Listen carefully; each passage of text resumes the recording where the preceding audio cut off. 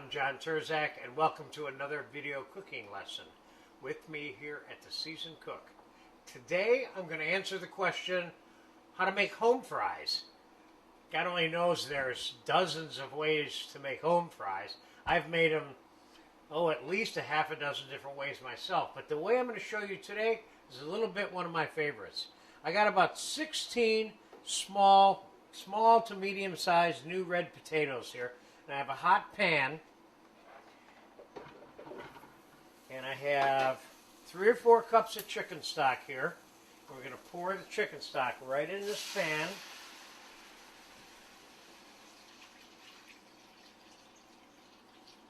So we'll go I got about a little more than 3 cups in there. You're going to keep in mind that we're going to be reducing that chicken stock all out of there, all the way down a little later, and browning these potatoes and crushing them right in this pan. So I'm going to put about 4 ounces of butter in there. And although this particular formula that I'm giving you today doesn't require or need bacon fat, or onions, I'm going to kind of show you 2 different ways to make it. One without bacon and onions, and one that's complete and delicious with just butter, parsley, salt, and pepper. So I have bacon fat that I cook the onions in that I'm going to be using for one of these versions today. So I'm going to add that I have to this pan. Get more flavor going on in there. And I have a pound of regular store-bought bacon there. So I'm going to put a little bit of salt and a little bit of pepper, and we're going to cover that up now, and we're going to let this simmer until the potatoes are 3/4 of the way cooked. And then after they're 3/4 of the way cooked, we're going to take the lid off, and we're going to reduce the stock, and that'll complete the cooking process on the potatoes.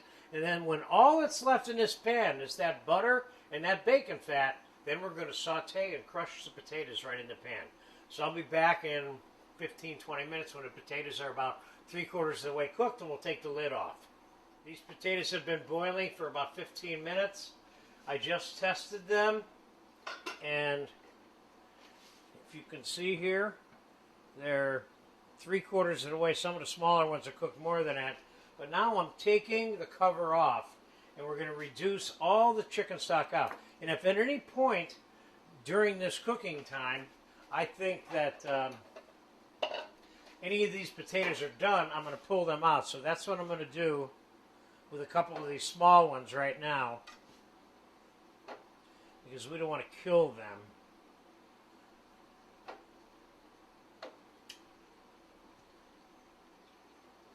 The rest of those are a little bit bigger. We'll let them go. So we'll be back in another 15 minutes or so when the chicken stock is all reduced out, and all that's left is that butter fat and that bacon fat that I put in there. All right, all the chicken stock has reduced out, and now almost all that little tiny bit of crackling left there, that's it. And I pulled the potatoes out intermittently as they were done enough from my point of view. And now I'm going to put them all back in this pot. And now we're going to begin this browning process. But before we even start this browning process, I'm going to crush each one of these potatoes a little bit,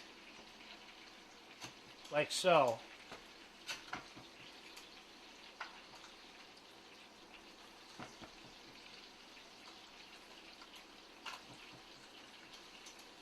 So there's no master plan in terms of the shapes, but you want chunks of potato when it's all said and done. Could you move that pan over to the table?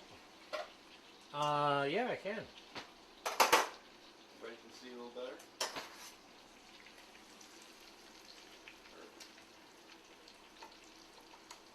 Kind of give these all a little crush.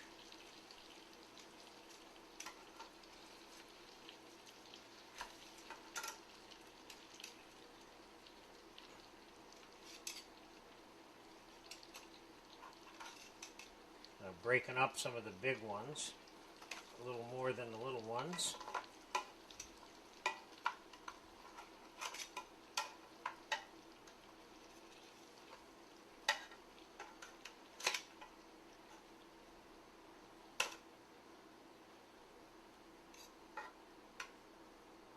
Now, some cooks would argue that they need to be crushed a certain way, and I would disagree with that, because the flavor of this potato is going to be determined by how you cook it, not what shape it's in.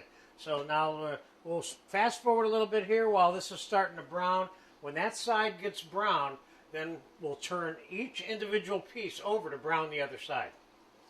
And then we'll get to the finishing part. They've been browning on that one side for almost 10 minutes, 8 minutes, something like that. I'm going to turn them over now so we can get the white side down in the fat. But you definitely want to turn them over individually so they're all being cooked on both sides.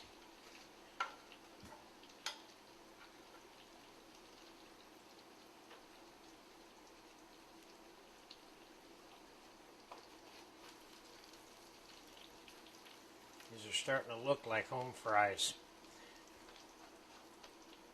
I've made home fries by blanching them in water, eat slices and cubes, and then dropping them in fryers or sauteing them on top of the stove after they were blanched separately.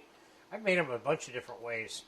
And of course, you could certainly be adding little dried rosemary or fresh herbs to this mixture anywhere along the way. Okay, let's get this back on the stove to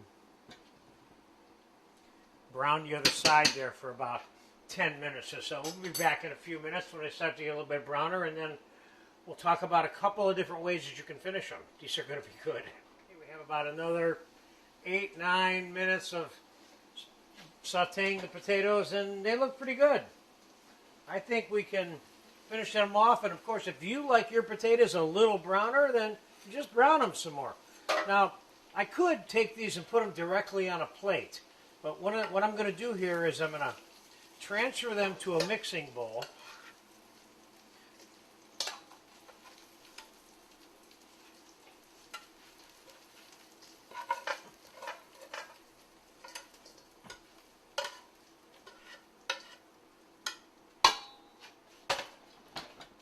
And let me just taste one of these to see what the salt level is like. If I can find something that's not too hot.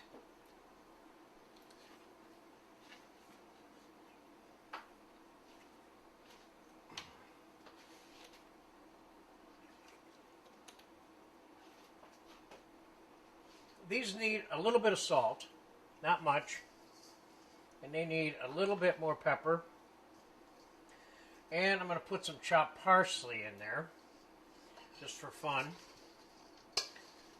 So that is a good basic formula for the home fries right there without doing anything else to it. Could you put a little more melted butter on it or something? You probably could.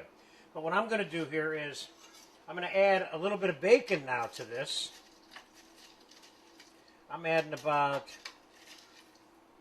I don't know, about half to 3/4 of a pound of cooked store-bought bacon. And then I have some sliced onions that I cooked in that bacon fat with a little bit of thyme and salt and pepper. You know, just throw a little bit of that in there, like a half of an onion or so. Because I don't want this to be about onions and bacon. I want this to be about the potatoes. These look good.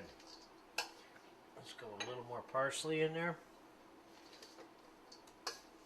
Nice, nice, nice, nice. Let's get these on a plate so we can take a good look at them. Make no mistake, we will definitely be eating good this morning with these. Now, the other thing about this particular recipe, particularly with the bacon and onion, is home fries are traditionally thought of or used as a breakfast potato accompaniment in general. This particular version right here, especially with the bacon and onion, you can use this as your regular potato starch with your dinner or lunch. It doesn't have to be limited to breakfast. And again, flavor this any way you want. You can put curry powder in here. You could have put saffron in the chicken stock and blah, blah, blah, blah. It goes on and on how you flavor it. But this basic chicken stock, bacon fat, butter, salt, pepper, parsley is great on its own. A little bacon and onion added puts it over the top for me. So there you have it. One version of home fries.